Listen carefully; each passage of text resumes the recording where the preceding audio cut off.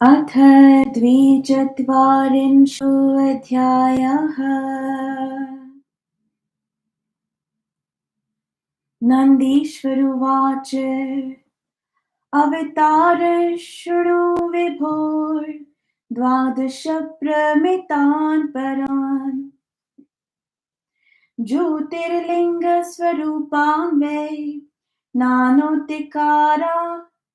मुने केदारोहिमवत्पर्णष्टे डाकिन्या भीमशङ्करः वाराणस्यां च विश्वेश्य अम्बिकौ गौतमी तटे सौराष्ट्रे सोमनाथाश्च श्रीशैले मल्लिकार्जुनः उज्जयिन्यां महाकाल ओङ्कारे चामरेश्वरः वेदिनाथश्च ता भूमौ नागेशो दारुकावणे सेतुबन्धे च रामेशो धुष्मेश्च शिवालये अवतार द्वादशकमेतच्च अम्भो परात्मनः सर्वनन्दकरं पुंसां दर्शनास्य पर्षणान्मुने तथाद्य सोमनाथो हि चन्द्रदुःखक्षङ्करः क्षयकुष्ठादिरोगाणां नाशकः पूजनान्मुने शिवावतारः सोमेशो लिङ्गरूपेण संस्थितः सौराष्ट्रे शुभदेशे च शशिना पूजितः पुरा चन्द्रकुण्डं च तत्रैव सर्वपापविनाशकम् तत्र स्नात्वा नरो धीमान् सर्वरोगैः प्रमुच्यते सोमेश्वरं महालिङ्गं शिवस्य परमात्मकं दृष्ट्वा प्रमुच्यते पापादुक्तं मुक्तिं च विन्दति मल्लिकार्जुनसंज्ञश्च अवतारः शङ्करस्य वै द्वितीयः श्रीगिरौ तात भक्ताभीष्टफलप्रदः संस्थितो लिङ्गरूपेण सूतदर्शनहेतुतः गतस्तत्र महाप्रीत्या स शिवः स्वर्गरेर्मुने ज्योतिर्लिङ्गं द्वितीयं तर्ह्यर्षन्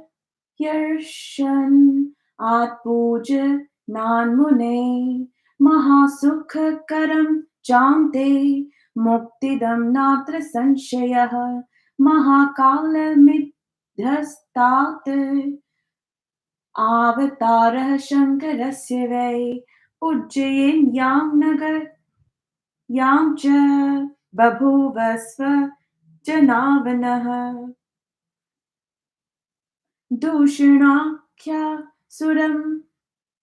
यस्तु वेदधर्मप्रमर्दकम् उज्जयिन्यां गतं विप्र द्वेषेणं सर्वनाशनं वेदविप्रसुतध्यातौ हुङ्कारेणैव सधृतं भस्मसात् कृतवान् स्ततम् च रत्नमालिनिवासिनं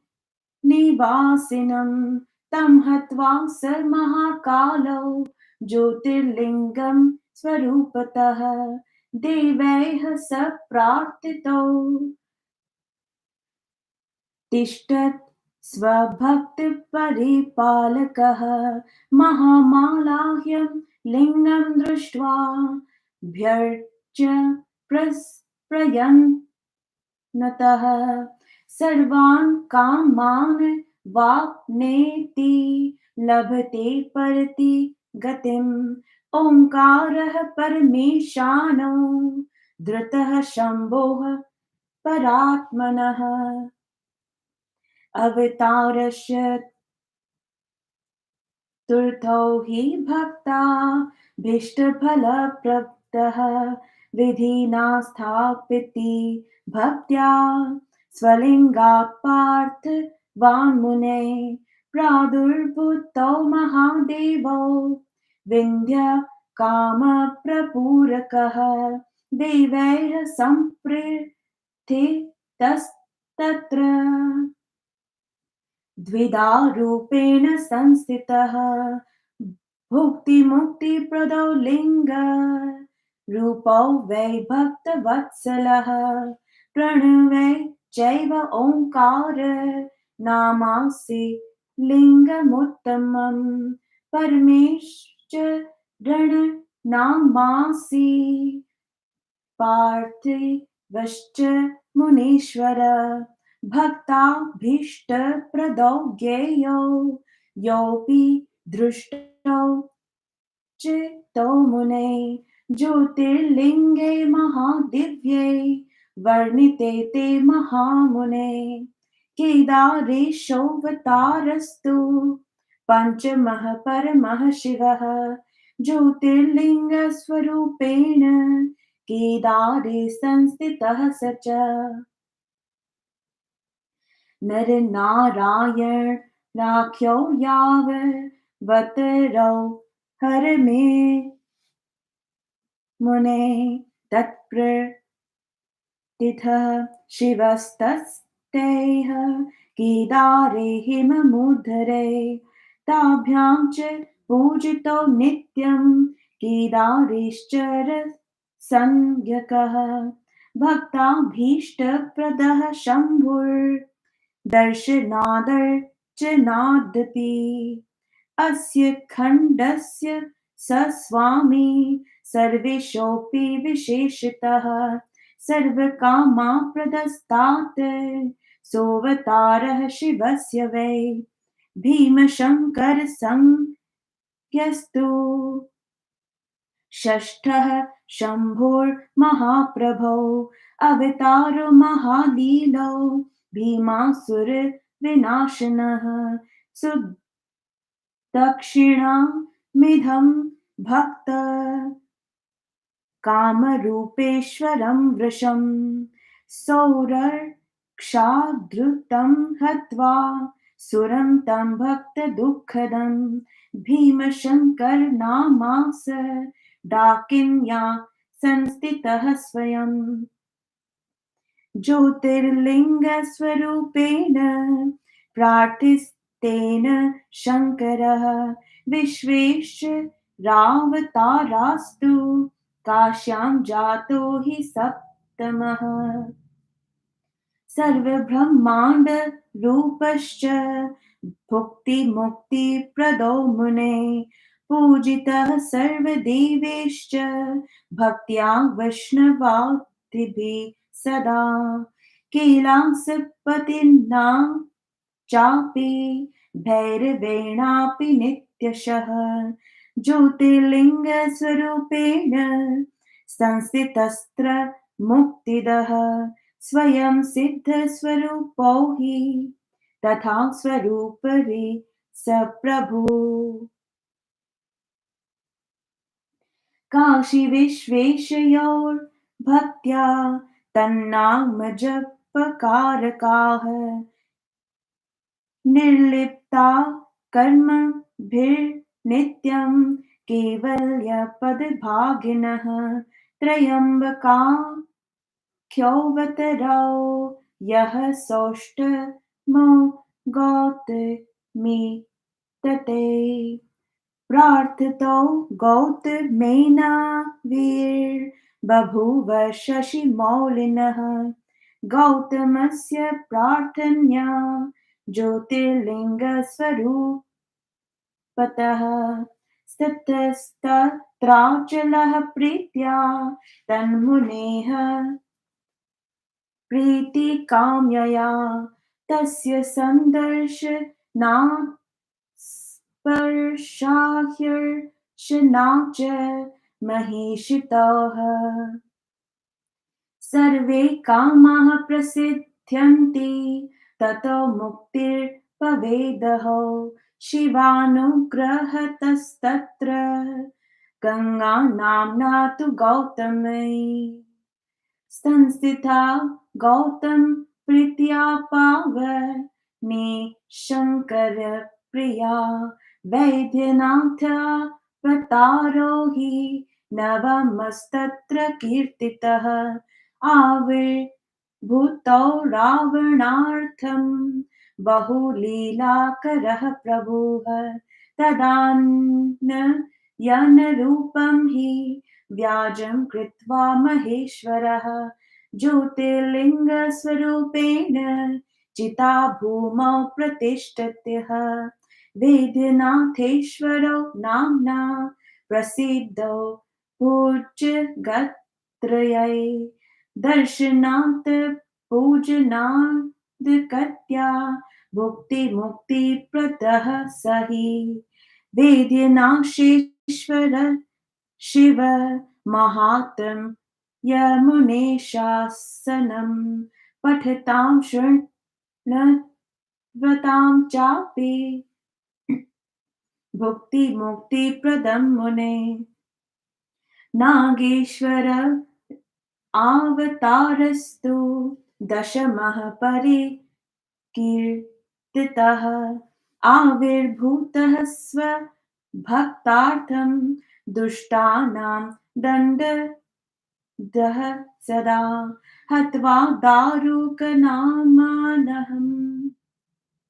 राक्षसं धर्मघातकं स्वभक्तं वैश्यनाथं च प्रार्क्षत्सु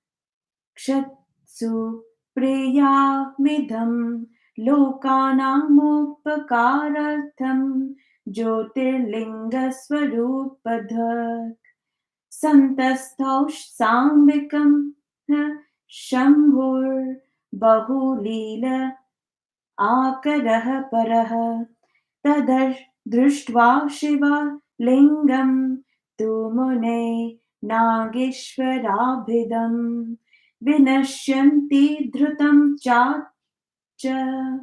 महापातकराशयः रामेश्वरावतारस्तु शिवस्यैकादशः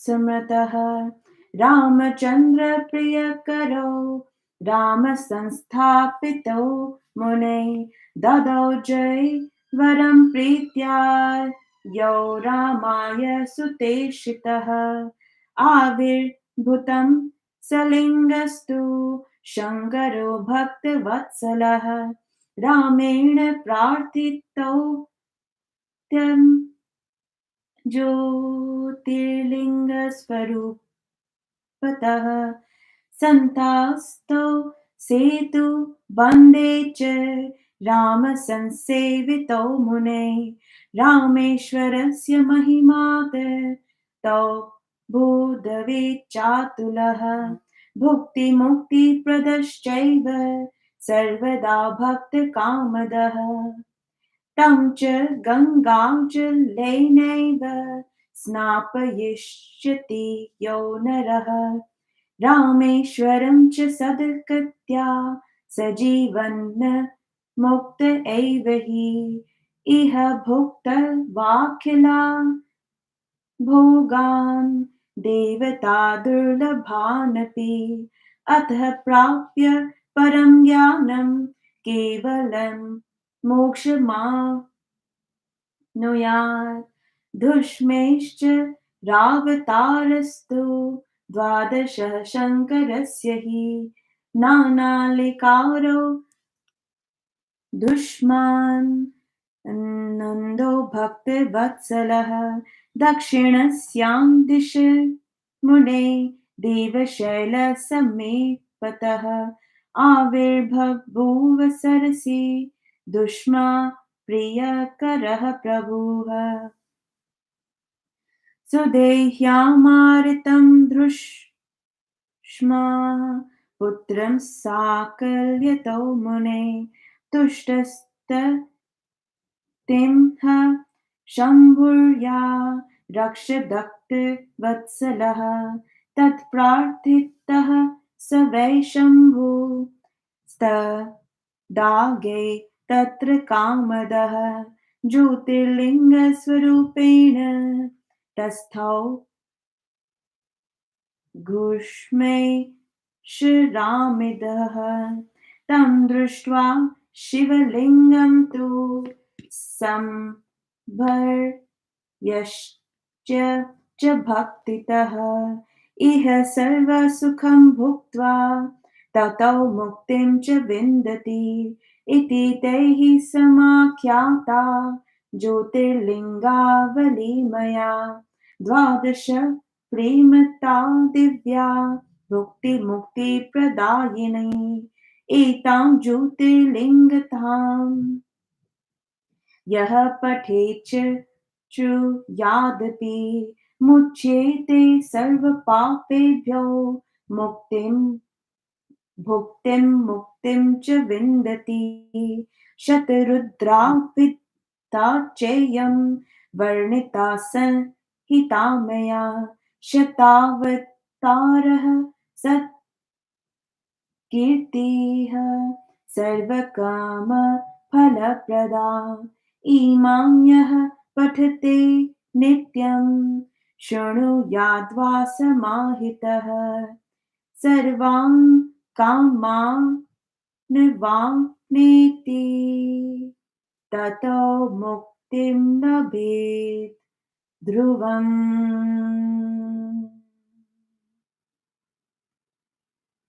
इति श्री शिवमहापुराणे तृतीयायां शतरुद्रसंहितायां सनत्कुमार नंदीश्वर संवादे द्वादश ज्योतिर्लिंगावतार वर्णन नाम द्विचत्वारिंशोऽध्यायः समाप्तये। तृतीया शतरुद्र संहिता।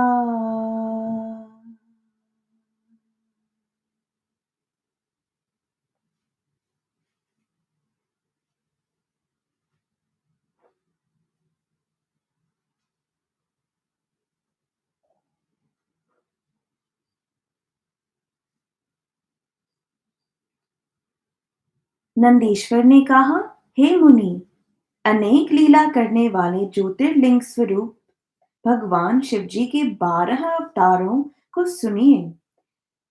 सौराष्ट्र में सोमनाथ, श्रीशैल में मल्लिकार्जुन, उज्जैनी में महाकाल, ओंकार में अमरेश्वर, हिमालय में केदार, डाकिनी में भीमशंकर, वाराणसी में विश्वेश्वर, गौतमी नदी के तट पर त्रयंबक, चिताभूमि में वैद्यनाथ, दारुकवन में नागेश, सेतुबंध में रामेश्वर तथा शिवालय में धुषमेश नामक अवतार हैं।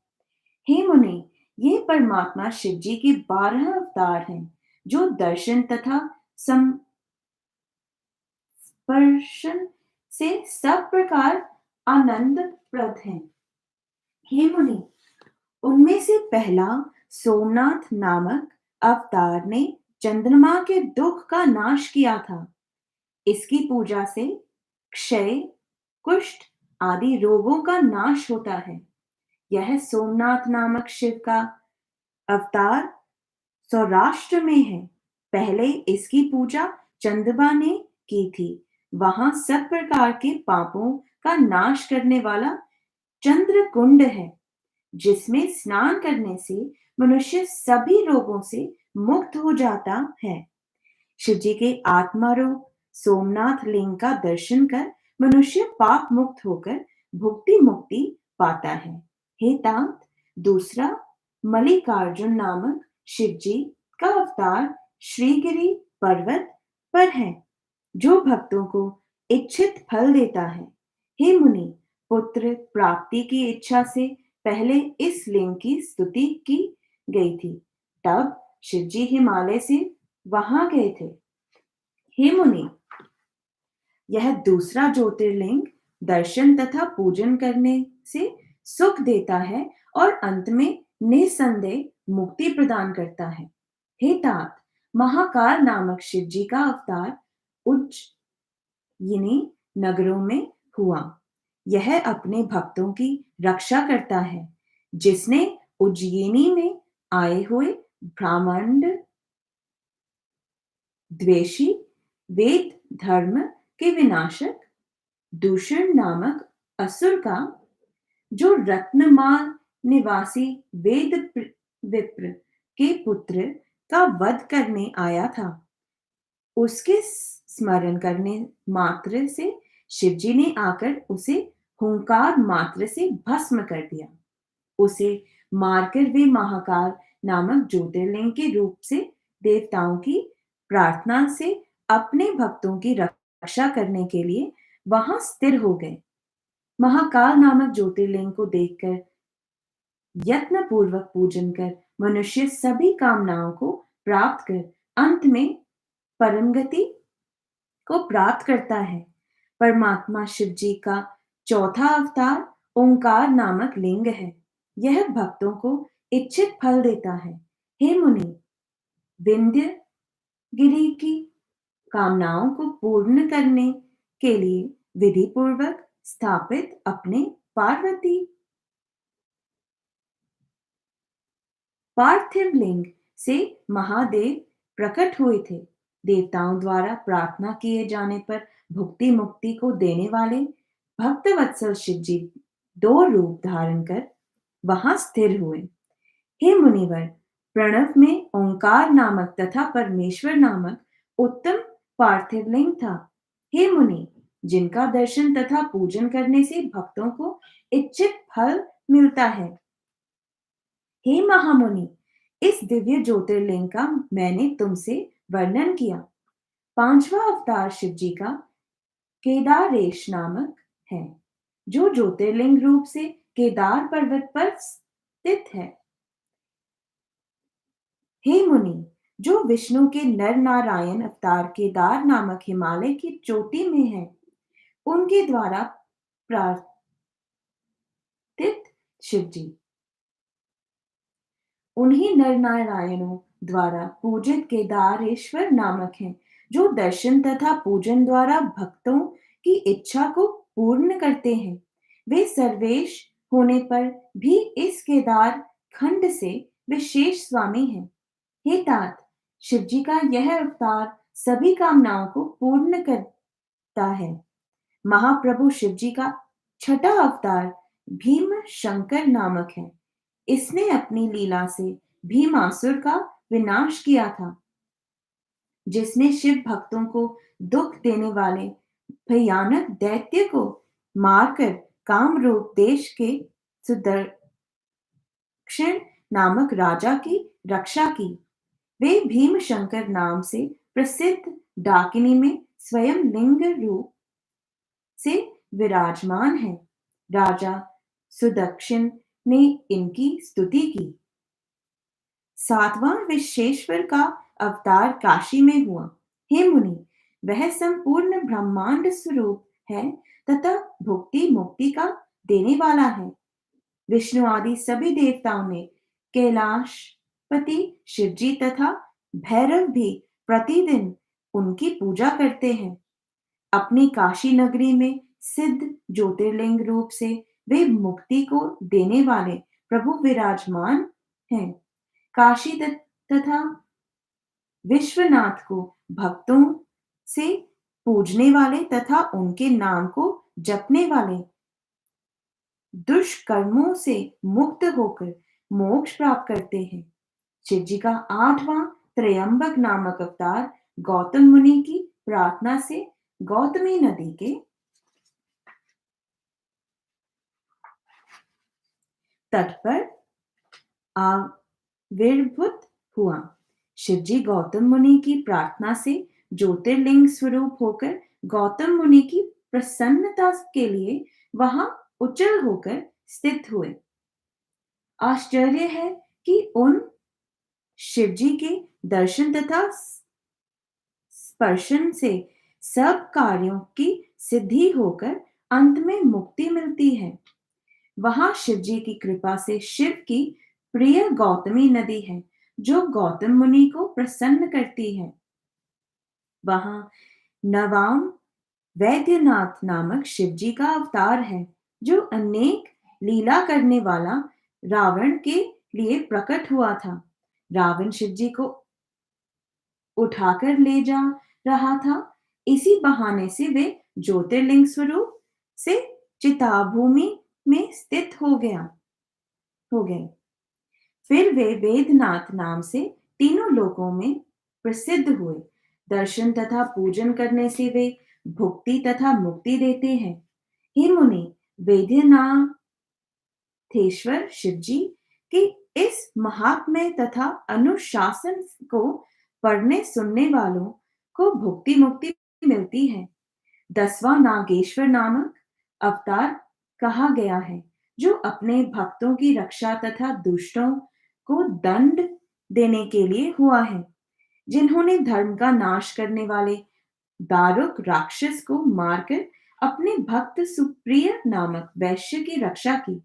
संसार का उपकार करने के लिए अनेक लीला करने वाले सांब सदाशिव वहां ज्योतिर्लिंग स्वरूप से हो गए।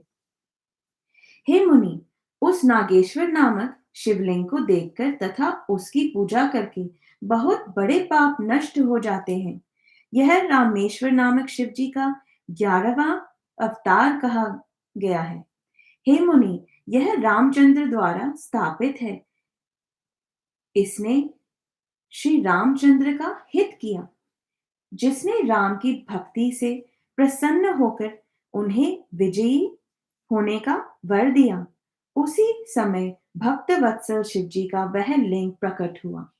हे मुनि, ज्योतिर्लिंग स्वरूप शिवजी की श्री राम ने अत्यंत प्रार्थना की। तब वे सेतु बंध में स्थित हुए। तब से रामेश्वर लिंग की अनुपम महिमा हो गई। यह लिंग भक्तों की इच्छा को पूर्ण कर भुक्ति तथा मुक्ति देता है। उस रामेश्वर को जो गंगाजल से स्नान कराता है, वह पुरुष जीवन मुक्त हो जाता है और वह इस लोक में देव दुर्लभ भोगों को भोगकर अंत में ज्ञान प्राप्त कर केवल्य मोक्ष को पाता है। भक्तवत्सल शिवजी का 12वां अवतार धुष्मेश्वर नामक है जो अनेक लीला करने वाले तथा दुष्मों को आनंद देने वाले हैं। हे मुनि, दक्षिण दिशा में देव शैल के पास सरोवर में से ये का दुष्मा को सुख देने वाले प्रभु प्रकट हुए थे। हे मुनि, जिन भक्तवत्सल शिवजी ने सुदेह्या दैत्य द्वारा प्रताड़ित दुष्मा के पुत्र की उसकी भक्ति से प्रसन्न होकर रक्षा की, उसकी प्रार्थना से प्रसन्न समस्त कामनाओं को देने वाले दुष्मेश्वर नामक शिवजी उस तालाब के पास ज्योतिर्लिंग रूप से स्थित हो गए। उस शिवलिंग को भक्ति पूर्वक देखकर तथा पूजा करके मनुष्य इस लोक में सभी प्रकार के सुखों को भोगकर अंत में मुक्ति पाता है। इस प्रकार मैंने तुमसे 12 दिव्य ज्योतिर्लिंगों का वर्णन कर दिया है जो भुक्ति तथा मुक्ति प्रदान करते हैं। इन ज्योतिर्लिंगों की कथा को जो पढ़ता या सुनता है, वह सभी पापों से मुक्त होकर भुक्ति तथा मुक्ति पाता है। मैंने यह शतरुद्र नामक संहिता कह दी है जिसमें शिवजी के 100 अवतारों का सुयश वर्णित है जो सभी प्रकार की इच्छाओं को देने वाली है। इस संहिता का जो सावधान होकर नित्य पाठ करता है या सुनता है, उसकी सभी इच्छाएं पूर्ण होती हैं और वह अंत में मुक्ति को प्राप्त करता है। शिव जी के 100 अवतारों का वर्णन समाप्त। इस प्रकार श्री शिव महापुराण में द्वादश ज्योतिर्लिंग अवतार वर्णन नामक 42वां अध्याय समाप्त। यह तीसरा शतरुद्र संहिता समाप्त।